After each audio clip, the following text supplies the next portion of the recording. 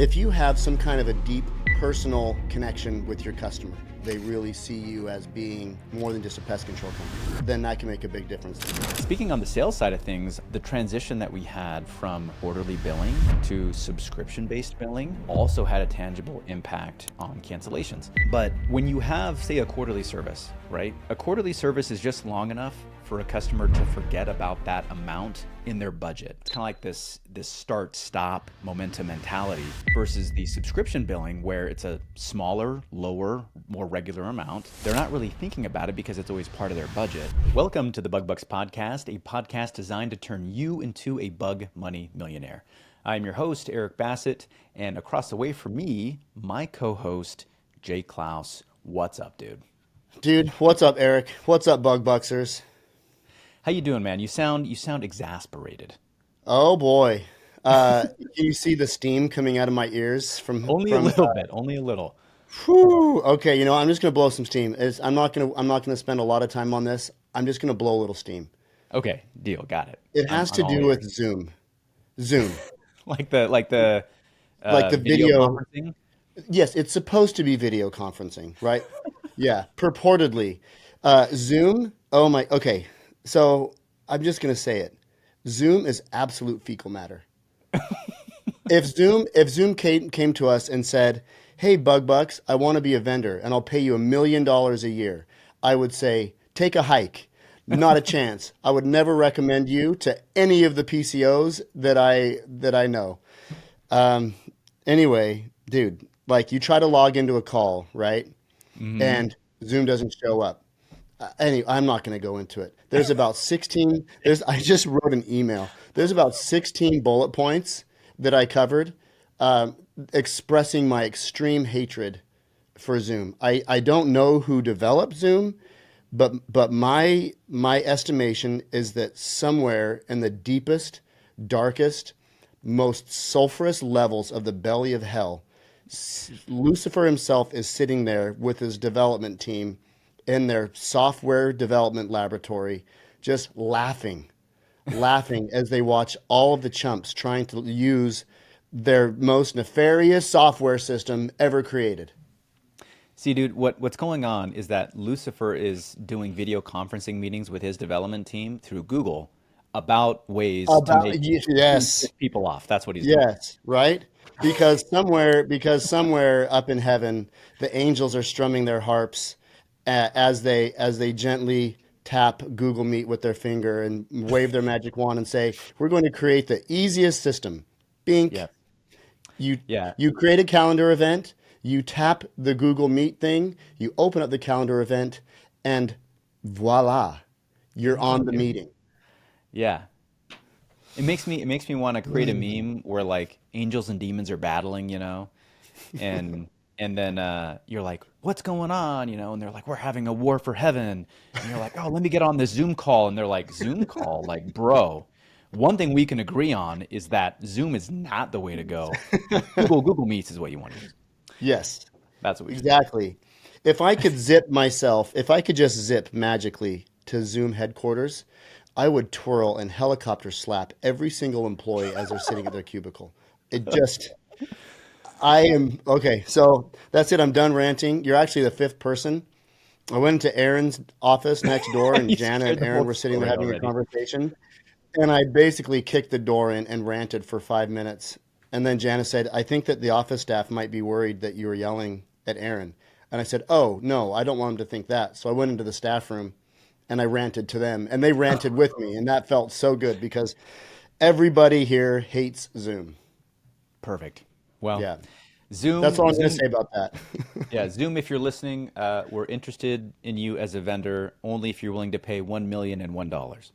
Yes, you got to add that $1. That's the threshold right there. Yep. Zoom, go kick rocks. That's it. Awesome. Well, aside from Zoom, we do have a fantastic topic that we're going to be covering today. But before we dive into that, I just want to remind everybody listening, the best way to receive new episodes is by subscribing to our show on your preferred podcast platform like Apple, YouTube, Audible, or Spotify. If you love the show, please leave us a rating and a review. Make sure to check out our Facebook group, Bug Bux Plus. That is BUGBUX Plus. We have the owners only group that has over 4,900 other pest control owners waiting to connect with you and share their thoughts. We also have the Bug Bux Pest Pros group for non-owner team members designed to help them develop in their roles. Joining the groups is the best way to connect with us, share your feedback on our show, and have your questions highlighted and discussed here on the podcast. So make sure you find us on Facebook and join one of those groups. All right, man. Those groups are great, by the way. They are. Can I just say that? Yeah.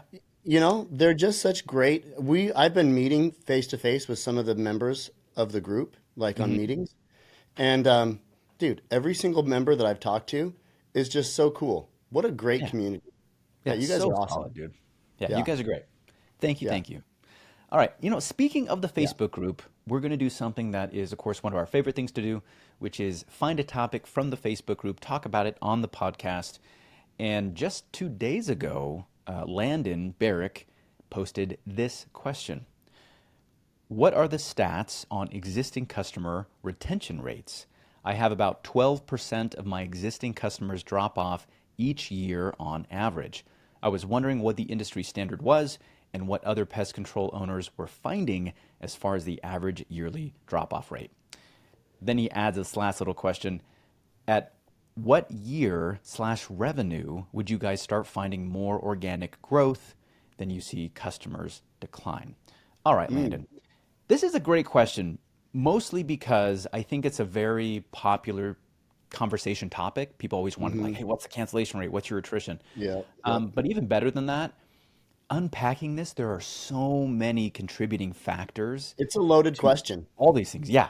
And it's Yeah. exciting to talk about. This 'cause baked we're potato dive has into it. all the toppings on it. It absolutely does. Yeah. So let's dive in just a little bit. And I'm going to kind of start here. I like doing this in chronological order. So when we're talking about attrition, we're going to go all the way back to the very beginning of where these accounts came from. What's the source of these accounts? Because the origin story of the account actually does impact cancellations. So Jake, I'm going to let you kind of take off on that topic, and then we'll kind of see where the winding road of cancellations takes us. Yeah, let's just explore this and see where it goes. So, first of all, we'll say this: 12%. That's actually pretty good. I mean, industry standard.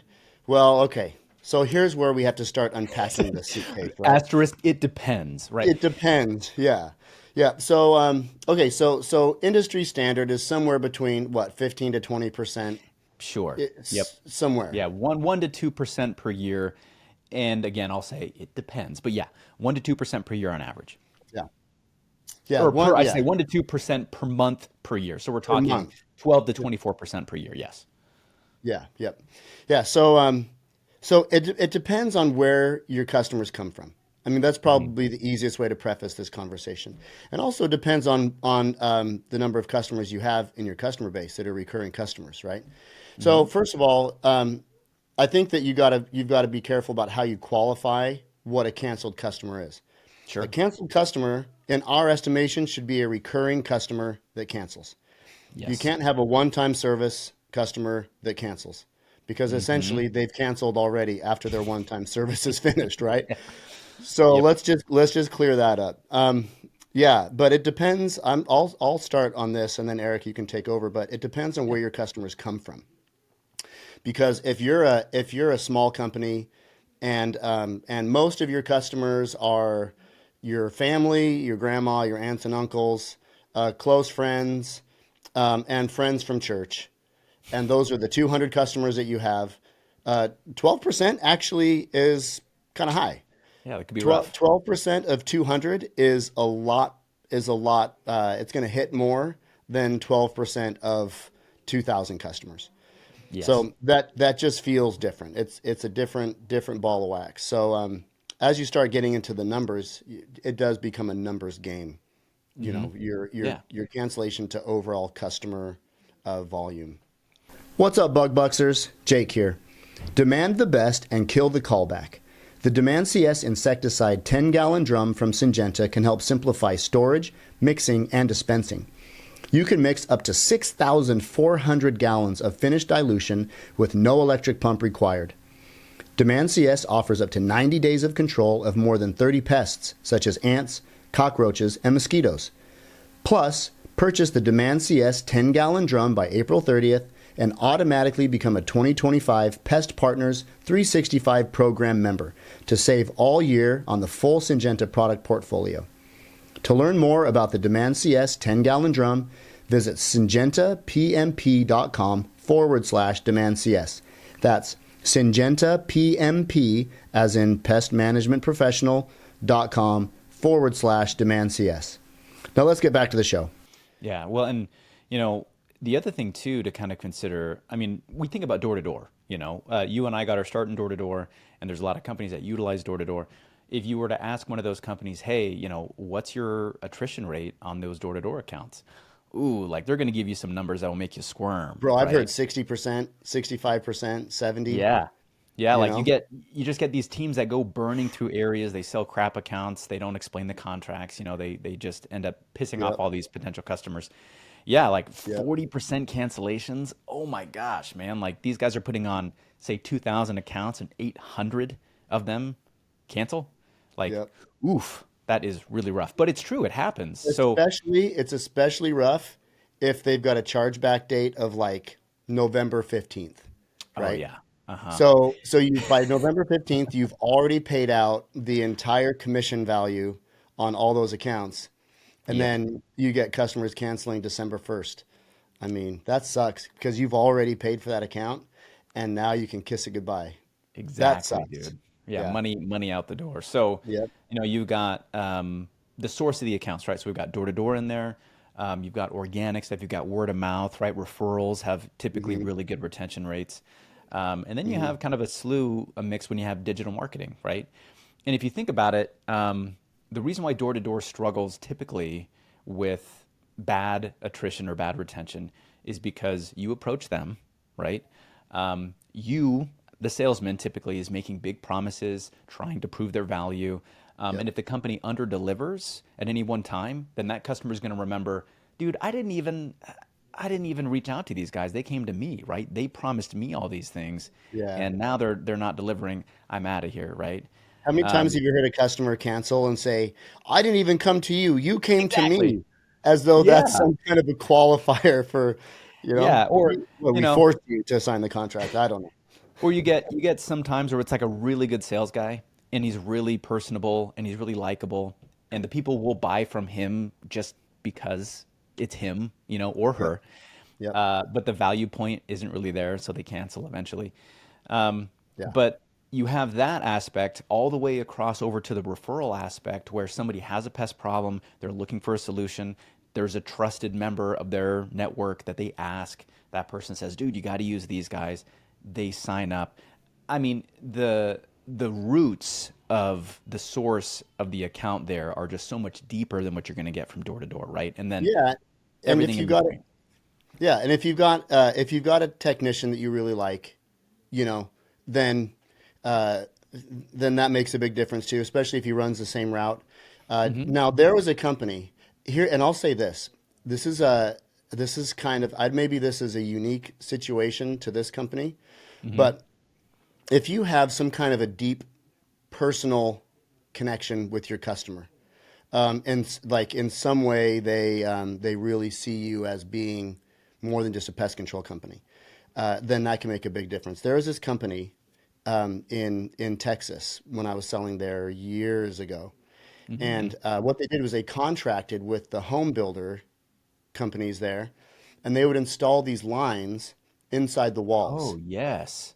I'm not going to say the name of the company. I know the name of the I company. al- I almost just did, so Yeah, thanks for saving me there. yeah, yeah. It's not. It starts with the letter O and rhymes with Orkin. Right? No, it's not. It's not Orkin. It's not But that. not yeah. But anyway, they would have the system. They'd contract with the home builders, Hmm. and then they would run these lines through the walls, Yep. like through the frame, like a electrical conduit or plumbing line, right? And then on the side of the house, there was this port, and the pest control company would come around once every 2 or 3 months, and they would plug their hose into this port, and then they would inject the pesticide, the product into the wall void, right? Yes. So, Yep. I mean, just from a pest control perspective, I mean, if you're putting well, you're putting one product in the wall, right? Mm-hmm. And it's probably prevention against termites. I'm just deducing all of this, right? Sure. It's Yeah. probably prevention against termites. So they're probably applying what, Termidor into the It could. wall. Yeah, technically. Could be, right? Which, if you look at the label on an interior, I mean, it's like you got a really long residual life, and I think you can only apply it like twice a year, right? Yeah. And You'd be so, wasting money if you're just putting Termidor in a wall void every 3 months. yeah. And then, I mean, let's just assume. Sorry, I got a pickle up my arse. I mean, this whole Zoom thing has really soured me today. So I apologize to everybody listening. If I'm on Jake a sounds tear. more fiery than normal, this is why. Blame Zoom.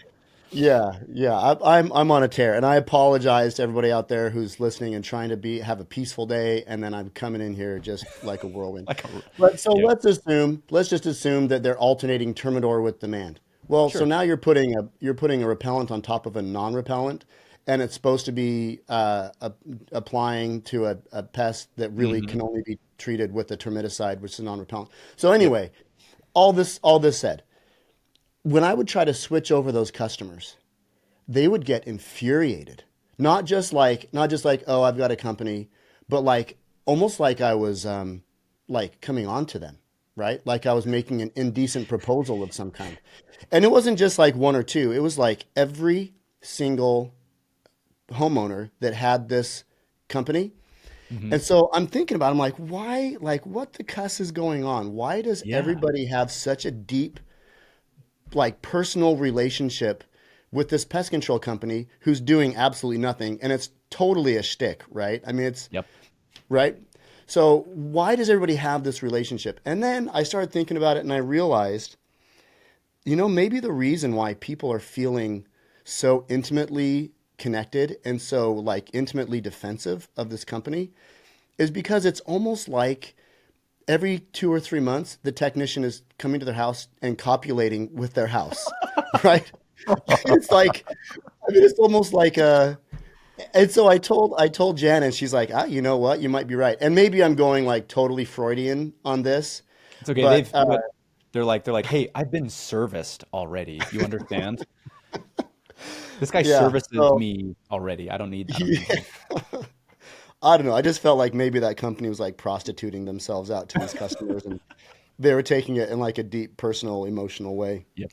It's gotta be. So anyway, all that is to say, if you have a deep personal connection with your pest control company, doesn't have to be as deep as like you feel like they're copulating with your home, but like a deep Yeah. personal relationship, that can really decrease your attrition rate and Yes. increase your retention. Yeah. And Well, let's that was quick, Joey. I segue. apologize about that. No, this is actually turns out really, really good. Jake's crazy point has brought us to something really fantastic, per usual.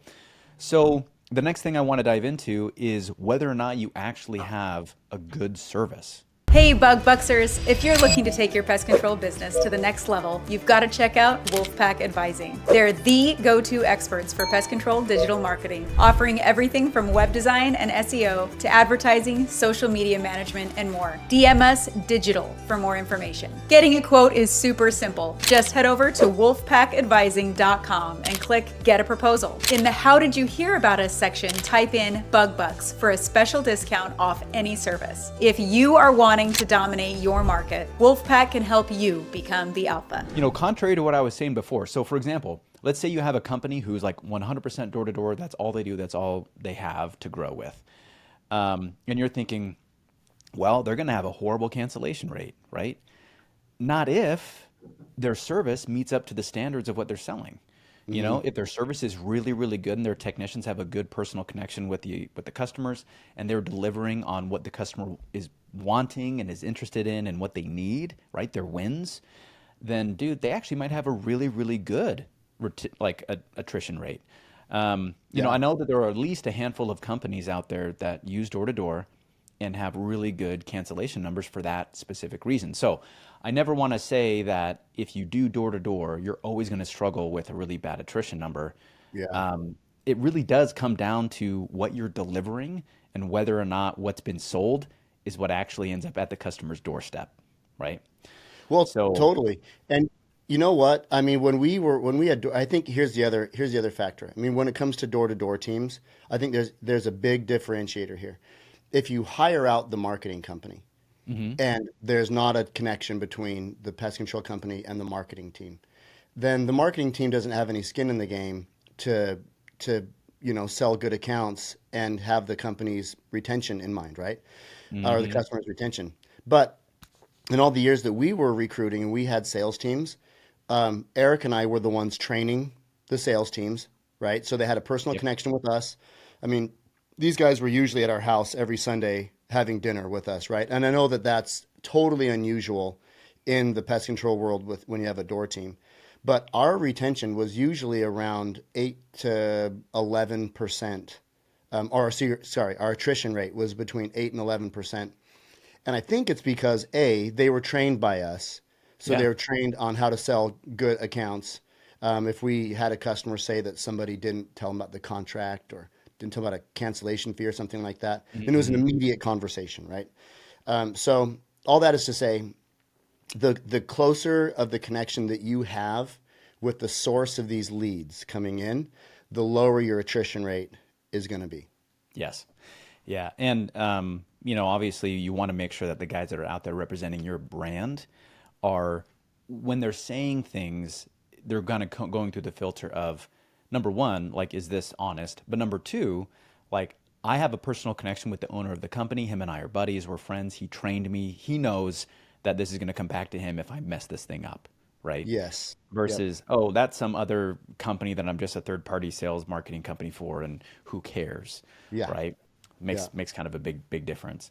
Yeah. Speaking on the sales side of things, I'll also say that the transition that we had from per service billing, like quarterly billing, to subscription Hmm. based billing, also had a Yep. tangible impact on cancellations. And we Huge. little bit of a shameless plug here. We talk about this in the subscription billing course on bugbucksplus.com. But when you have, say, a quarterly service, right? A quarterly service is just long enough for a customer to forget about that amount in their budget, right? Because it's once Right. every 3 months. And so they see it during that month and they go, oh yeah, well, I do have bugs. I do like the service, and great. Here's the amount. I guess I'll pay it, even though I kind of wasn't expecting it. And then next month happens, they don't see it. Next month happens, they don't see it. They forget about it. Third month comes along, and now all of a sudden it's back again. And now they have to ask themselves that same question. Oh, there's that charge that I wasn't expecting again. Do I like my pest control company? Are they doing a good job? Am I still seeing bugs? That whole thing all over again, right? It's kind of like this start stop momentum mentality Yep. versus the subscription billing where it's a smaller, lower, more regular amount. They're not really thinking about it because it's always part of their budget. And then the only thing they're really questioning is when the technician's there, is that guy doing a good job, right? Yeah. Yep. So there are some factors there. I would, it'd be cool to see across the board the people who have made the transition from per service billing to subscription billing, what kind of differences they've seen in Hmm. attrition rates. Hmm. But just from us, like the sales guys that we had, which were still selling door to door when we made the transition, they went from having that 8 to 15%, cancellations down to 5 to 10% for that Yeah. reason. Yep. So, And the other big thing about that too, I know we talk about subscription billing, and anytime we talk with pest control companies and billing comes up, we heartily recommend subscription billing. And yeah, here's the other reason why. So not only does it affect your retention rate, but it also affects your collections in a yes, very positive way. yep, Because if you go, a lot of companies will do the initial service and then a 30-day follow-up, right? Well, hmm, so often the 30-day follow-up is a bit superfluous. Like you don't always necessarily need to do a 30-day follow-up unless you're dealing with something that requires it, rodents or something like that. yep, So if you skip that 30-day follow-up and the month after the initial service, you start the first month of the billing cycle, then hmm, by the time you get, if you're doing bi-monthly, 2 months, quarterly, by the time you get 2 or 3 months down the road and you go out to do their service, that service is already paid up yes, rather than billing after service. And now you're in arrears on that bill. And you've got probably what, a net 30, they got 30 days hmm, to pay the bill. So it's just the difference between being behind on the customer's payment or already having payment. And then also the other thing too, retention wise, the customer calls in and says, "Hey, I want to cancel service." and your office staff says, well, actually, I see that you've already paid 2 months towards your next service. Why don't you just pay the next month and then we're there? And then, after that, it's going to be summer. You're going to need us for wasps anyway. Yeah. Well, and at So least on both sides, it's huge. Yeah, and at least in that scenario, a lot of times you send out service reminders, right? And if that customer's kind of on the verge of canceling and they're questioning the value that they see in their service, let's imagine that you have a $150 quarterly versus a $50 a month subscription, right? Well, if they get to that point and they get the service notification and they know that $150 is about to come out, that's different than getting a service notification and knowing that they've got a $50 upcoming payment, right? Yeah. So it's just kind of one of those things. We're programmed, our budgets, our brains are designed to work based on a monthly budget, a monthly recurring budget. When you start splitting up that stuff into quarterly or semi-annual or triannual or other things, it makes us think about the isolated value of that specific amount with that specific service at that time. It's kind of disjointed, totally. right? So Yeah. we can, Yep. if you have any more questions about subscription billing, there's a course on bugbucksplus.com. Go Yeah. on, watch Go the on, course. watch it, because there's a handful of other like just hearty nuggets on Yes. that course. Lots of good stuff. Yeah, go check that one out. One thing that I'll say before we move on to kind of the next step in the line with this attrition retention conversation is the type of account that you are selling matters, Oh, yeah. right? So, we do a lot of residential, especially we were talking, me and Jake were on a podcast, the Beauties and Beasties podcast is a pest control for the UK, right? Those guys were a riot, man. Those guys are awesome. So shout out to those dudes. Yeah. But it was interesting because they were talking about the difference between pest control over there versus pest control here. And they do a lot more commercial over there and less residential over here. And we won't get into the reasons. Oh, but Go they listen to don't the call it podcast. residential. Yo, what do They they call call it again? Domestic. Yes, domestic. Yeah, That's what it is. the Domestic blokes pest over there, they call it domestic. Well, blokes, is that Australian or is that, I don't know. I'm a dumb American. I don't Either know. way. Either way it These works. guys are great, but domestic. And it took us a minute. Yeah, We're like, wait, domestic, you mean right? like residential? Yeah. So over here, we do way more residential. So you look at a typical company and the split, unless they're trying to pursue commercial, the split is like high 90s, right? Sometimes you get into like the 90, 10, 80-20 kind of realm. But when you have a residential emphasis, you're going to have a lot more of a transactional approach with those customers, right? There are a ton of companies. They know there are a ton of companies. It's as easy as picking up the phone, canceling one, calling up, getting sold from another. It all kind of feels the same to some of them. Obviously, that's why you got to differentiate yourself. But when it comes to commercial accounts, the process to get that going includes usually an inspection, a bid, certain types of billing, really specific types of service. It's not a process that commercial accounts want to go through on a regular basis. Yeah. So, and the other thing too is it's not their personal house. It's not their personal account. They're not So connected to it. yeah, they're far less invested in it. You're just another vendor, right? Yeah. So there's a lot lower attrition with commercial accounts than you get with residential accounts. So, we were talking about him having a 12% attrition rate. And without knowing exactly what your split of accounts is, I couldn't tell you if that's good or bad because I've seen attrition on commercial, like companies that strictly do commercial accounts that have attrition rates that are lower than 5% a year, even possibly lower than 3% a year. Yeah. And, versus the residential side of things where you see cancellations that are in the 20 to 25% per year. Dude, you know what? So let me give just a real quick example of that. I was on a flight yesterday, flying back to, Vancouver, but I was flying into Portland. So anyway, I'm on this flight, and I'm sitting next to the guy, and he's a really cool dude. We talked the entire way from Salt Lake back to Portland, and we get talking. What do you do? What do you do? So he works he runs a facility that they do mass, like they wash the produce. When you go to the grocery store and all the produce is on like black trays, like black tray pallets. All of those go to a facility and they get washed and then sent back to distributors. So it's like the little things you have no idea about, right? And so we get talking about pest control. And he says, oh yeah, he tells me the name of his pest control company. It's like the huge one, right? And I'm like, well, yeah, of course you have. Of course you have those guys. And he says, yeah, they suck, and, we don't like them, and, they don't do a very good job. And, he tells me 3 or 4 reasons why. And I was like, it's like, that's interesting. And I said, well, why don't you guys switch to pest control companies? And he's like, it's too much work. It's not worth the hassle. It's not worth the hassle. You'll Yeah. stay with the company that sucks because switching is way more painful. Like, Right. dude, Yeah. that is Even if, that's a and the perfect gripe example. that he said was we're paying them a lot to do such a little amount of work. So even though they feel like they're just simply not getting the value and the service sucks, but they're not going to switch. So, man, if you Wow. can land those commercial accounts, you don't even have to be a good pest control company. There you guys go. If you've ever wondered, man, should I get into commercial? There's a pro for you right there. That's Yeah. But amazing, if you dude. are good, you got a customer for life. They're never Yes. going anywhere. Yeah, you Yeah. do. You can keep those customers for many, many years, decades, Yep. which would be great. So moving along down the chain, right? So we talked about the source of the account, the type of the account, the services that you're doing. Let's start to talk about what happens when customers are upset and they actually call in to cancel, right? Do you have a team, a high performing team of people who can save those accounts? That's going to make a huge impact on your retention rate, right? One thing that we started doing recently that, you know me, every time I kind of redesign the spreadsheet every year, I add something extra to it to give us some additional metrics.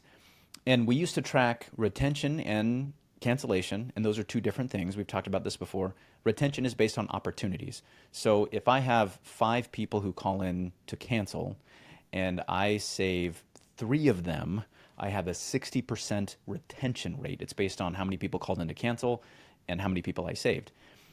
My cancellation rate is based on how many customers cancel divided by a starting number of customers that I have at a certain point of the year, right? So retention and cancellation are different. And we've tracked that over the past many years. The thing that we added recently is tracking what percentage of our customer base is calling to cancel. How many of them are Right. requesting to cancel? And Yeah. it's a really cool metric because it starts to reveal a little bit more about how satisfied your customer base is. And the better your service is, the lower that percentage should be, right?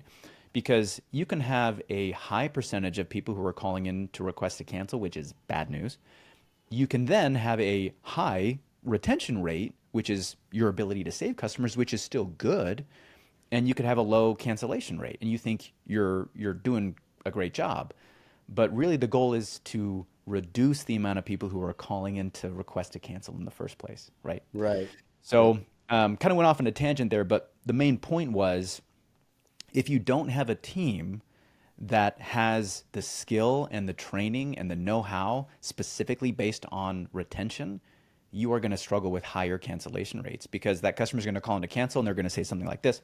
Hey, yeah, you guys have been great, but we're just going to do something different and I really appreciate your hard work, but we'll call you if we need you. Thanks a bunch.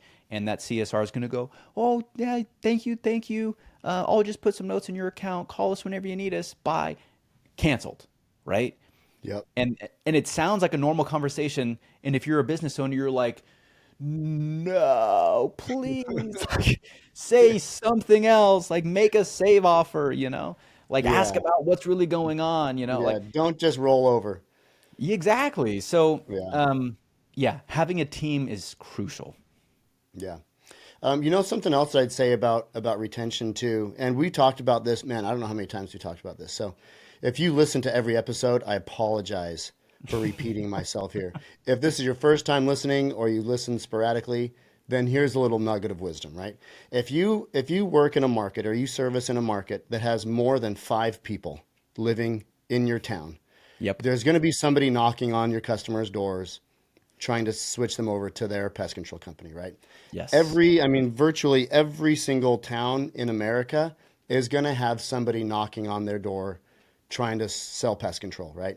Hmm. So, um, so, and a lot of times the sales pitch is something to the effect of the company that you have doesn't do something that my company does, right? Even Yep. though it's probably like one of the most basic things. They're not going to sweep the spider webs off of the front porch. Who Hmm. doesn't sweep, right? So, so here's the thing. and customers, they don't know your service as well as you do, so they believe it, and then bada boom, you've just lost your customer, right? So Yes. something that we do every spring, and we came up with this idea several years ago, and we do it every year. So every spring we send out it's actually a postcard. I think we send an email. I think we send the email twice, like once in March, once in April, Hmm. and then we send out a postcard.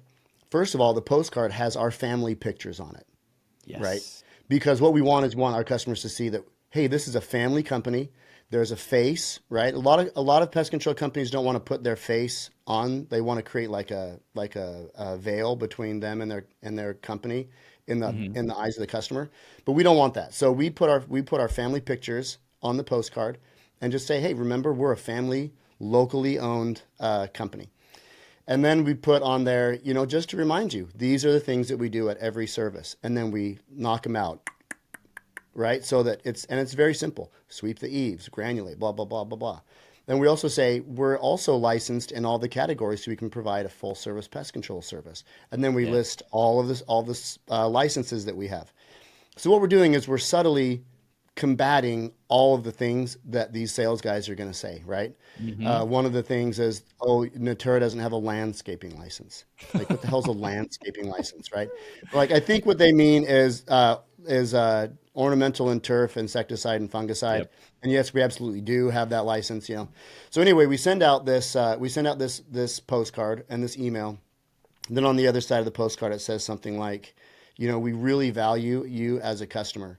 And if anybody comes to your door claiming to have information or anything about Natura Pest Control or our service or our pricing, please call us before making any decisions so we can have a chance to clarify any misinformation. Something Yep. like that. It's very diplomatic. Eric and Jana wrote it, and so it's very diplomatic. If I wrote it, it'd be like, "Don't believe those idiots," or something. Yeah. So that's Eric and Jana's specialty is like keeping things diplomatic. But what I'm getting at here is that what we've noticed is that when we send out that letter, we get Hmm. a lot more people calling in to us saying, "Hey, this guy just tried to knock on my door, and he tried to switch me over, and he was saying that you don't do things that you said that you do on your postcard." So that's like it's a subtle but really effective Yes. way to combat that pushback that you're going to get from your customers from door sales, and then also we'll get customers that will call in and say, "Hey, so this guy just came to my door and he said that you don't do this. Is that true?" And then we've got an opportunity Yep. to re-educate the customer. So sending out that postcard has made a huge difference on our retention. And when we talk to guys that sell for other companies in our area, like our competition, quote unquote competition, we try to just be all on the same footing, right? We don't want to compete with each other, but we do operate in the same markets. But Yep. those guys, when we meet those guys, they say, "Oh, you guys are Natura? Oh man, your customers are so hard to switch." A lot of guys say if I knock on someone's door and they say they have Natura, I just say, "Okay, have a nice day," because I know they're not going to switch. So Yeah. there you go. Send Well, a and it's letter. yeah, dude, it's putting the right kind of ammo in the customer's hands Hmm. because we talked about this a while ago. Is like people, there's a percentage of people who will and won't answer the door, right? And then out of the people who do answer the door, there's a percentage of those that will actually entertain a conversation. Yeah. And that sales guy is going to try to undermine any confidence that they have in their current service provider by Yeah. offering all that crap you talked about, right? Yeah. Basically lies Yeah. and other stuff.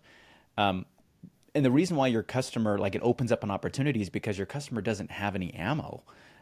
They don't have any information on hand, or at least kind of rolling around in their head where they can Hmm. say, oh, no, actually, my company does do that. I Hmm. know they do because they just told me they did. Right. Yep. And then it's like, does the sales guy want to have that battle with the customer? I don't Yeah. think so. Right. No. But if they say, yeah, that Natura, I don't think they do this. And the customer's like, oh, man, I don't really know if they do or not. And I don't know this guy from Adam, but maybe I'll keep listening to what he's saying. Right. But the guy on my Versus, doorstep right now is handsome and he smiles and he's gregarious exactly. because he's a salesman, right?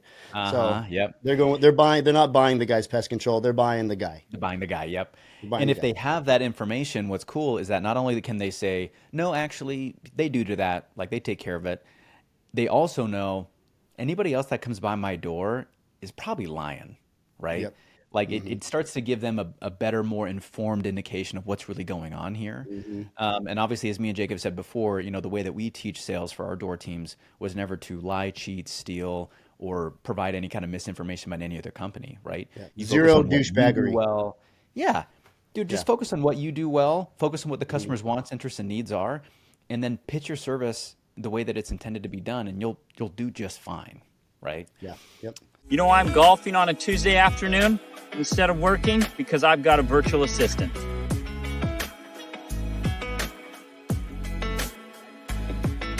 Bingo. Because I hired a virtual assistant, I now have time to golf, travel, spend time with my family, and actually have a life outside of my office. So what does a virtual assistant do for me? They respond to emails, create reports, manage my schedule, handle all customer service, literally everything that can be done remotely. The best part is you will save thousands of dollars by using a VA instead of someone domestically. If you're looking to free up your time, click the link and let Focus Virtual Assistants make this a reality. So yeah, I'm glad that we kind of touched on this because the market that you operate in also plays a big factor in retention and cancellations, right? Because people are going to be knocking in your market, you're going to get more opportunities where people call in and could want to cancel their service, and you're just going to have to deal with that. So, looking at all of this whole conversation in retrospect, comparing cancellation rates, I got to tell you guys, be careful doing this. Be careful doing this across different companies. Be careful doing this across different markets. Markets. Yeah. Yeah, like there is an average out there. There's a reported average, but think about all the things that me and Jake just talked about that have an impact on what that cancellation rate's going to be. And you have to know that unless you're comparing two identical companies in a vacuum in the same market that are operating the exact same way, the difference between their cancellation rates is just not really truly comparable. So, Yeah. You gotta isolate the ultimately- variables. yeah, isolate the variables. That's what I'm talking about.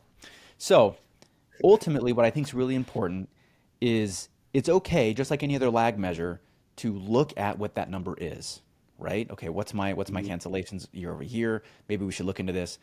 But the next step, the very next step is, let me look at all the contributing factors to my cancellations, and I need to make sure that that stuff is dialed in, right? Because whether your cancellation number is good or bad, if that stuff's not dialed in, that's where you're leaving money on the table, right? You might look at your cancellation percentage and go, hey, it's 10%. And then you go through your stuff and you go, wow, we really suck in this other area. How much Yeah. better could it be if we were better, right? Yep. So Yep. that's kind of my last two notes on that is just don't get carried away by the lag measure. Focus on the lead measures, focus on the efforts. Yeah, and I got just one more thing too. So we live in the social media age, and so if you want to do something that goes above and beyond than just retention, you want to like do something extra. Be active on your company's social media. Yeah. Let them see you, especially if you're a smaller company. Let people see you. Do videos. So our son Jack is right now he's a technician. And so Jana all the time, Jack, make sure you take videos. And so Jack takes all these videos while he's out servicing. And I want to call it The Adventures of Jack the Technician. I don't know why we're not already calling it that. But Jack sends some funny videos, right? He'll send videos of him down in a crawl space mask and there's a dead cat or something, cat skeleton, or whatever. Or he's explaining what he's doing at the service. So when you have things like that on your social media, it's really appealing because it humanizes your service.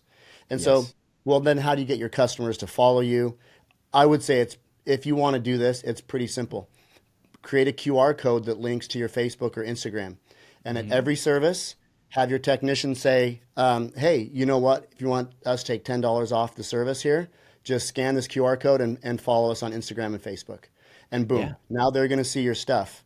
So now you're not just a truck and a guy and a backpack sprayer. Now you're a human, Yes. Corporations are people too, right? So that's another. I'm just going to throw that out there. And if you have the that's time great. to do it, it doesn't take that long to take a video of yourself out there doing a service or giving some bug fact, and then you upload it. If you suck at it, have your wife do it. Well, what's funny is we talk about this when we have meetings with potential vendors for Bug Bux. I'll tell them one of the best reasons that we bring them on the podcast is so that our listeners can get to know them personally instead of just looking at their brand, because people want to support people that they like. And it's the same thing from pest control companies and consumers. You know, it's not all of a sudden, oh man, I have Natura and they're great and that's fine. It's, dude, Jack, my technician, like he's the best, right? And like he was actually on social media. He's so funny and he's an even better technician. Like this is great, right? The more that they can like personally connect to you, the better. So dude, that was a killer cap at an awesome episode. Nice work, man. Yep. Yeah. Sweet. You bet. Well, hey, everybody else, thank you so much for listening in. If you have a coworker, a manager, or an owner who could benefit from listening to this episode, the best way to say thank you to us is to share this episode with them. If you haven't joined the Facebook groups yet, go find the groups and join. It's Bug Bux Plus. Lots of information and great connections there. And if you have a topic you want discussed on the show, drop it in the group. As always, this episode is brought to you by Bug Bux Plus, the #1 training and education platform designed to help you build and scale your pest control company. Visit bugbuxplus.com to sign up and start building today. And don't forget to subscribe. Thanks again for listening in, and until next time, keep building those pest control companies. You're listening to the Bug Bux Podcast, hosted by Eric Bassett and Jake Claus.